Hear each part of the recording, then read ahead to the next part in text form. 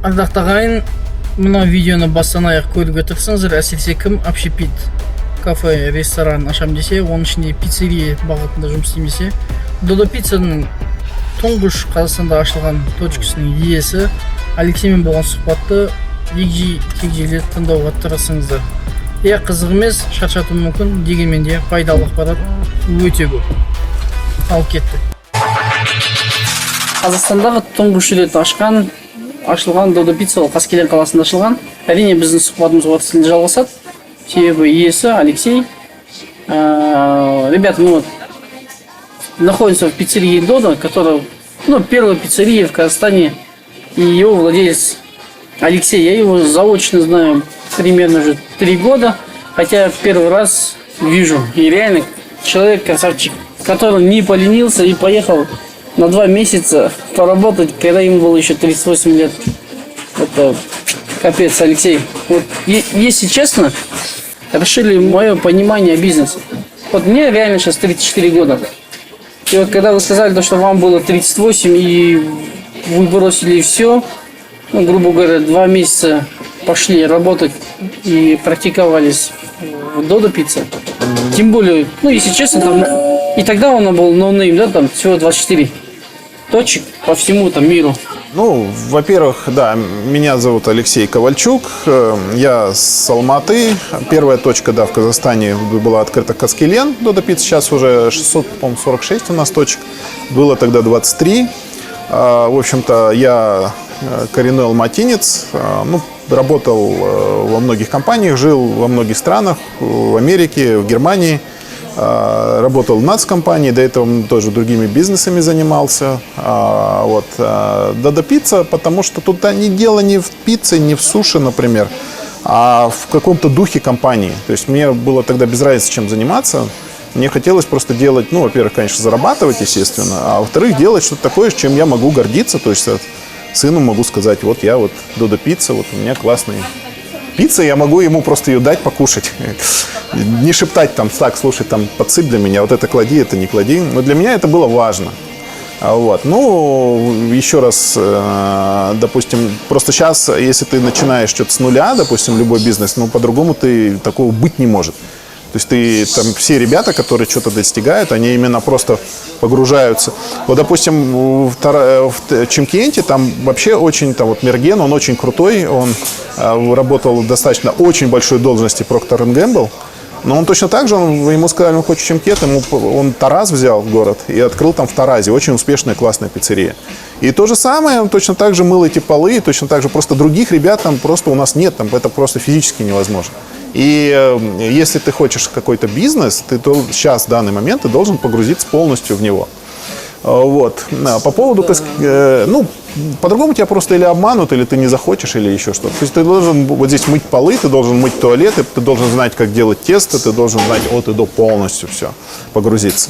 И в другие места, то есть, допустим, если ты делаешь какую-то сейчас, ушел хоть отделочный, хоть строительный бизнес, надо с нуля ты встал сам полностью на себе все это испытал.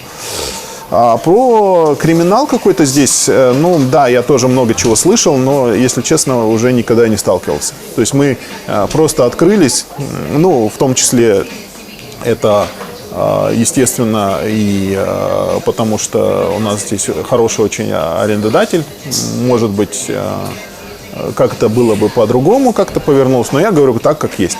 То есть мы просто открылись и просто честно работали. Никаких наездов на нас ни с какой стороны нигде никогда не было.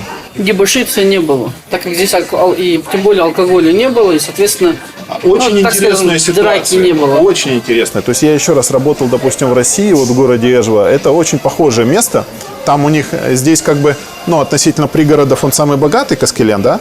А там, здесь понятно почему, да? А там потому что там бумажный комбинат. И там хорошая зарплата. А так, в принципе, город один в один. И там были проблемы постоянно. То есть там какие-то алкоголики заходили, еще что-то. И здесь же у нас за все время, может, 1-2 раза кто-то там стулья покидал.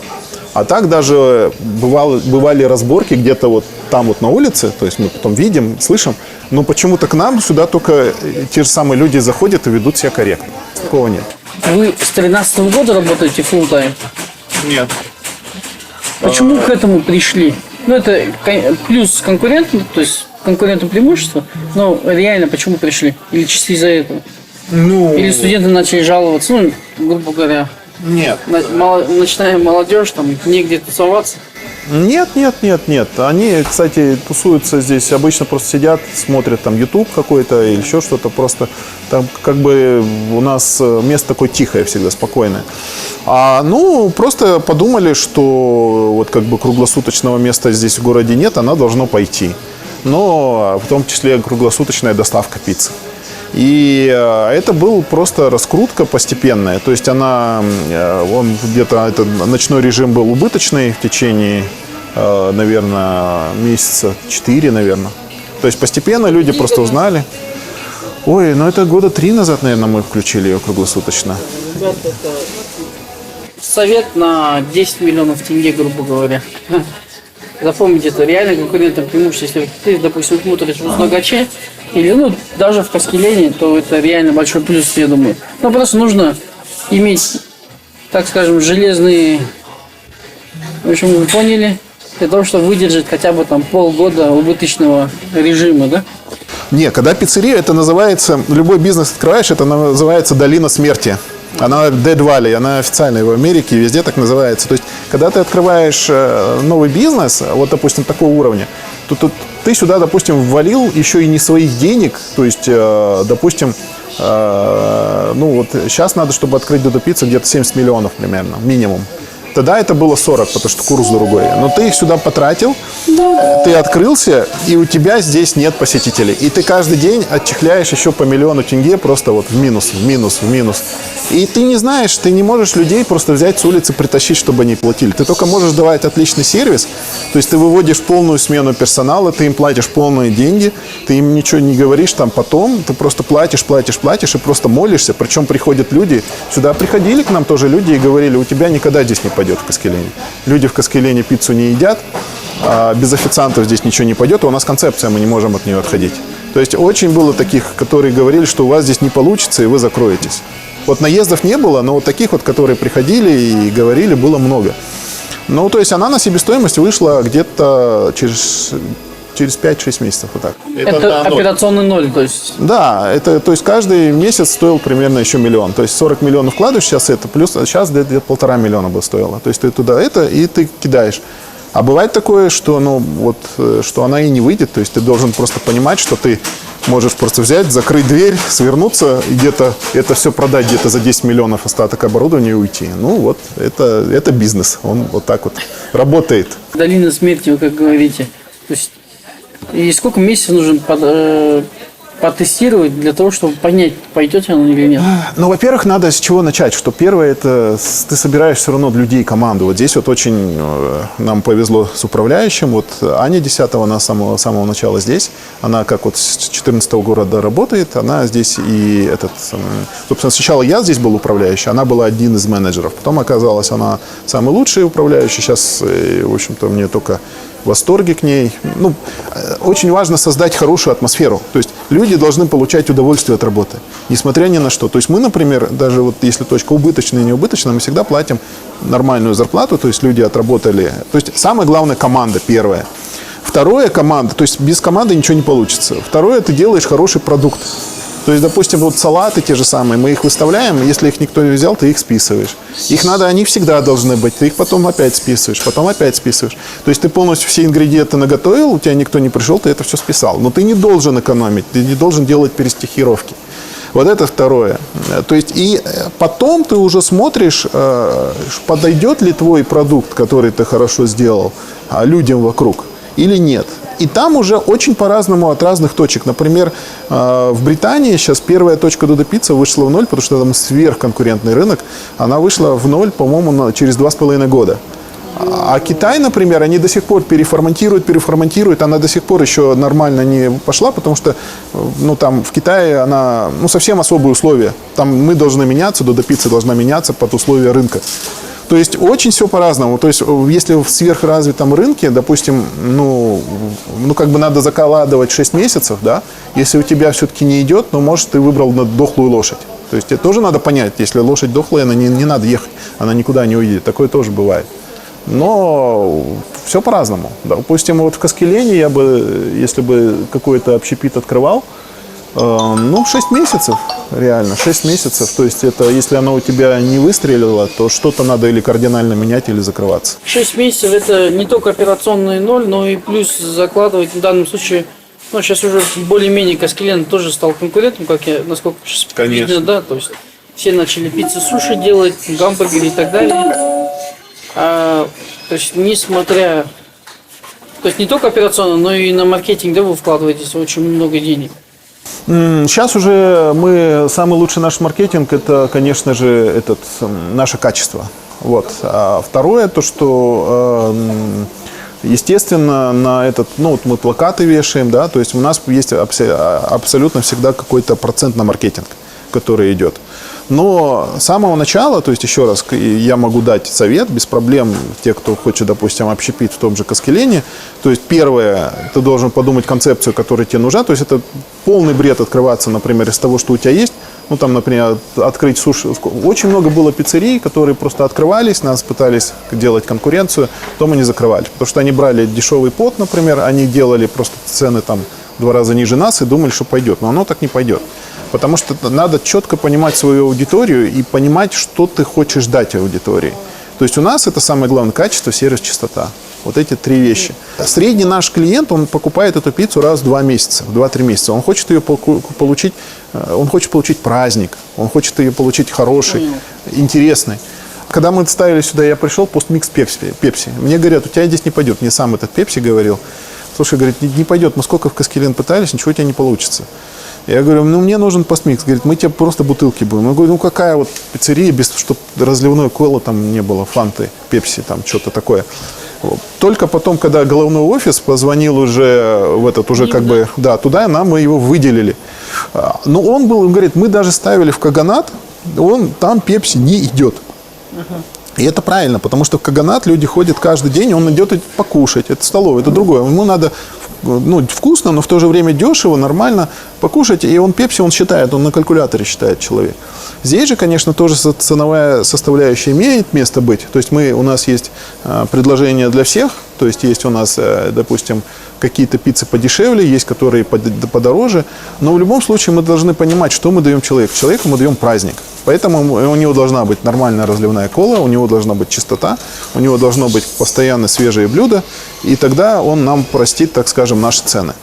Можно, допустим, ставить какие-то общепит, даже тот же самый. Ты можешь жарить там, допустим, какие-то дешевые котлеты или там где-то просто стоять. Но если ты просто стоишь на классном месте, это еще дешево, если ты там никого не отравишь, к тебе все равно будут люди ходить, они будут, потому что это место.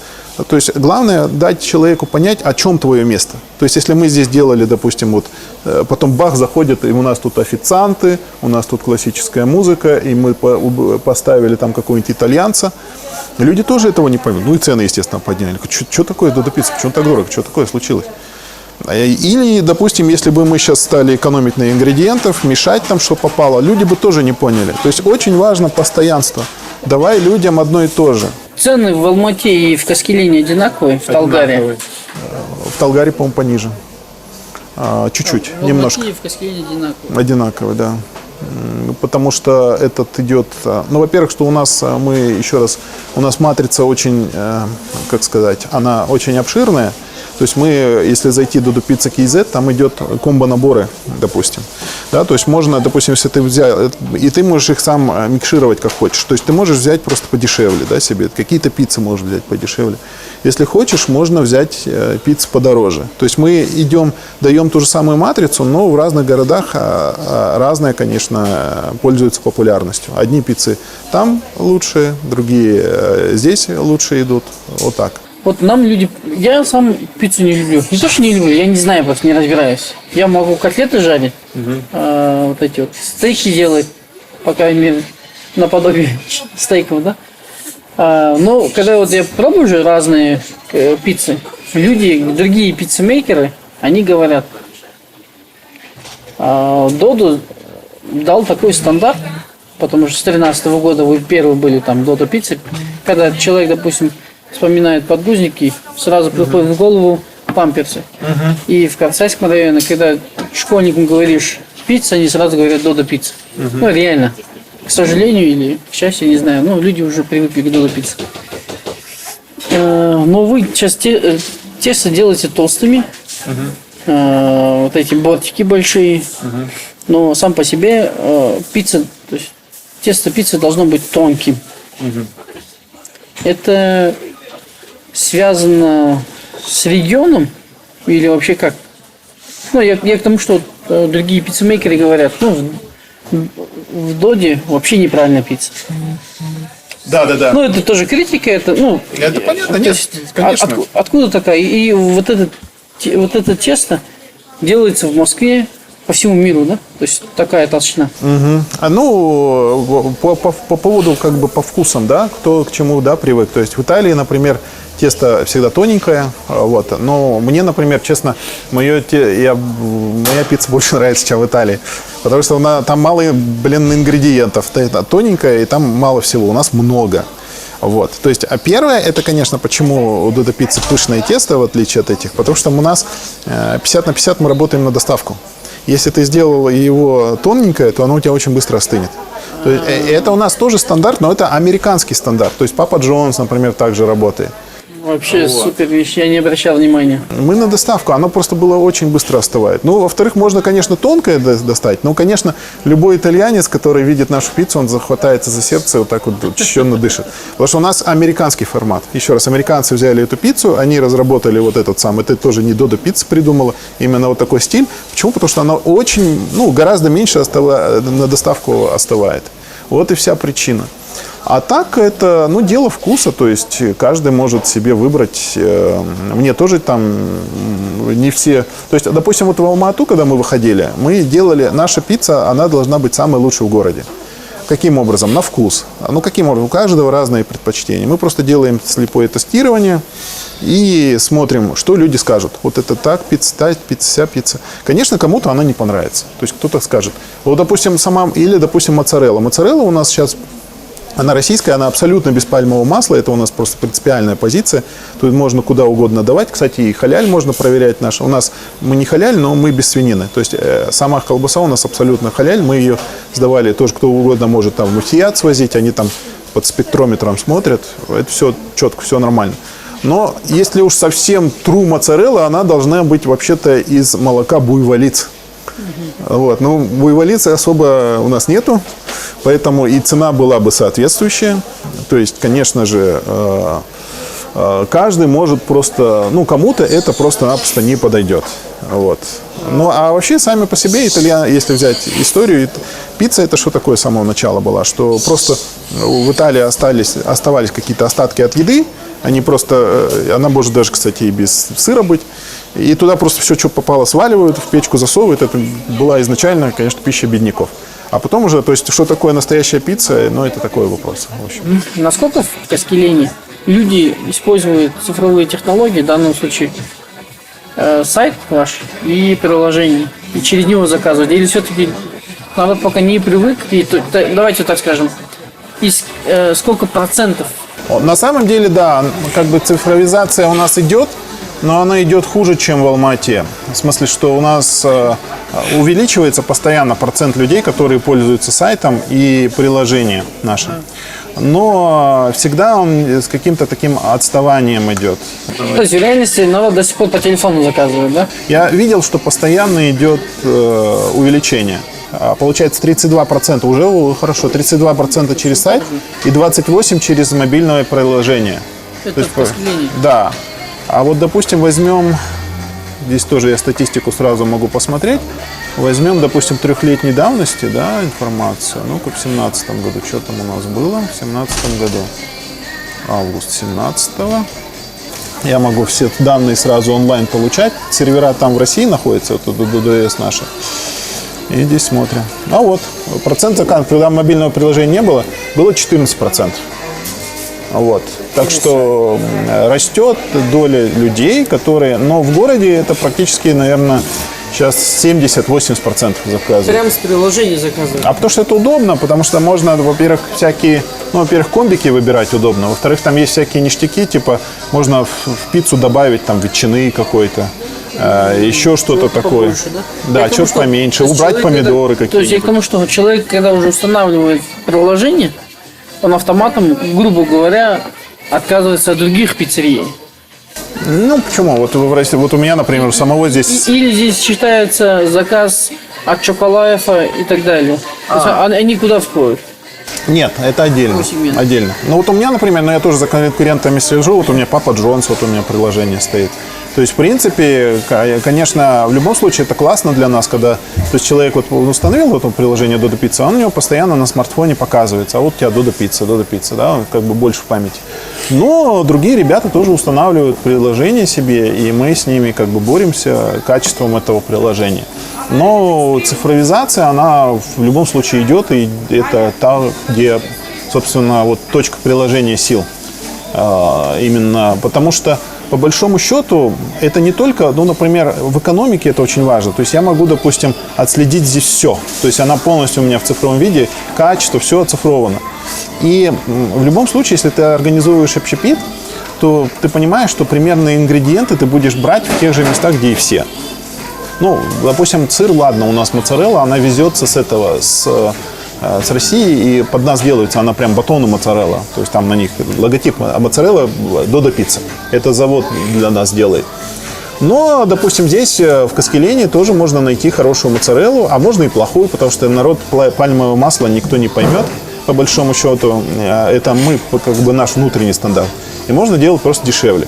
То есть единственное, что ты можешь сделать, то есть это ингредиенты те же самые, продукты делаешь примерно тот же самый, вот для массового сегмента. Ну, понятно, вот пицца песто, например, соус песто, его надо этот. Но в любом случае самая массовая пицца пепперони. А пепперони это где угодно. То, что мы настоящий пепперони, а кто-то сервелат кладет, то там пальмовое масло, здесь не пальмовое, так скажем, по нажористости она будет одинаково выделить. Но здесь ты можешь выделиться только чем-то еще. То есть не только вот ингредиентами. Это качество, сервис, чистота. Где-то ты должен это учитывать. То есть, допустим, если ты даешь больше ингредиентов, значит, ты должен ниже сервис давать. Потому что и люди могут там сказать, ну ладно, она там холодная приехала, но зато она такая нажористая. Вот. Но дальше уже, так как это все идет одинаково, то есть, в принципе, можно только идти цифровизации. То есть это что дает? Это, допустим, курьеры у нас, допустим, сейчас у нас приложение для курьеров, да? Мы уже будет скоро, человек будет видеть, как его пицца там едет, да? Он через приложение заходит, он видит экранчик и видит, как его пицца готовится.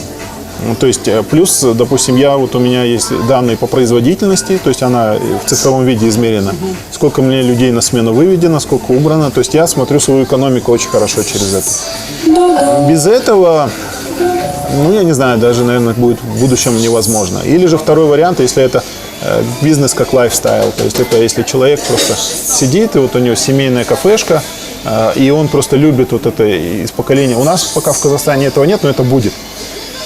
Когда вот просто он просто приходит в любую... У меня вот сейчас 7 пиццерий, сейчас 8 уже будет. А где-то у человека, вот он приходит, и он это делает, какой-нибудь там, не знаю, лагман, без разницы, пиццу там, не знаю, чебуреки. И он просто от этого ловит кайф, и он их производит, потом сын его производит, потом дальше это все идет. Такие точки во всем мире есть, и во Франции, и в этом. И они тоже у нас появятся, и их, конечно, они тоже останутся. Не собираетесь отдельно суши открывать? Отдельно от Додо Пиццы?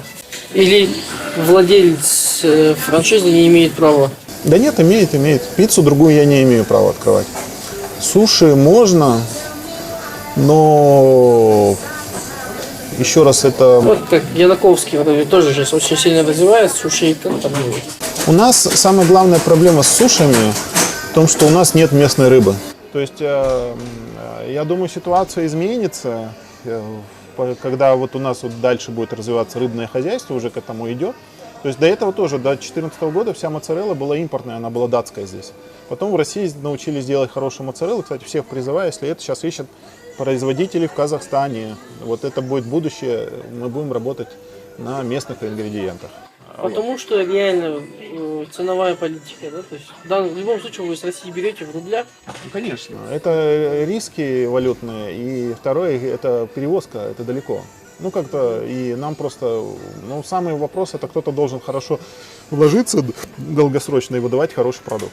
Вот таких пока мы не нашли, но я уверен, что в разрезе 3-4 лет найдем. А суши, ну, рыбы нету. И я вижу просто, сначала эти была Филадельфия такая, потом она уже на середине вот так пошла, а потом у нее такая пришлепка теперь сверху в виде рыбы. И я просто сам по себе, ну я не могу так. Ну я вот у меня просто, я бы так не смог работать. Я бы просто закрылся. Потому что это уже, на мой взгляд, уже не суши, это так. Что-то не такое. Но опять-таки это не с хорошей жизни. Они же не могут просто цену поднимут, никто покупать не будет. Алексей, вот что конкретно теперь посоветуете молодым предпринимателям, особенно тех людей, которые живут в окраине? В Алмате, в Астане, не скажу прям трудно, но там легче, потому что народ, в принципе, привык, знает, что такое IT, что такое Инстаграм, что как заказывать, но вот в маленьких аулах до 100 тысяч населения.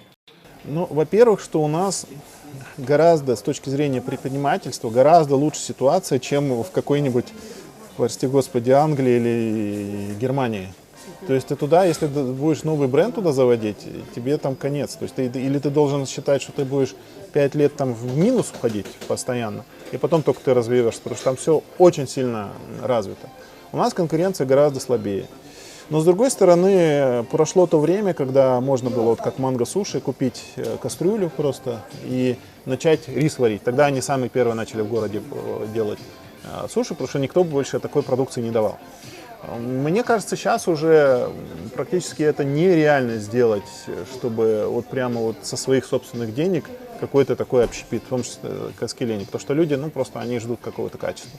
Поэтому ты должен сначала это все вложить. Поэтому, но с другой стороны, хватает людей, если честно, с деньгами, которые готовы вложиться. Вот. То есть лучше всего, во-первых, начать на кого-то работать, набрать побольше компетенций. И второе, собрать какую-то сумму денег, хотя бы там 10% от этого бизнеса, 15%, который ты сам вложишь, и искать инвестора.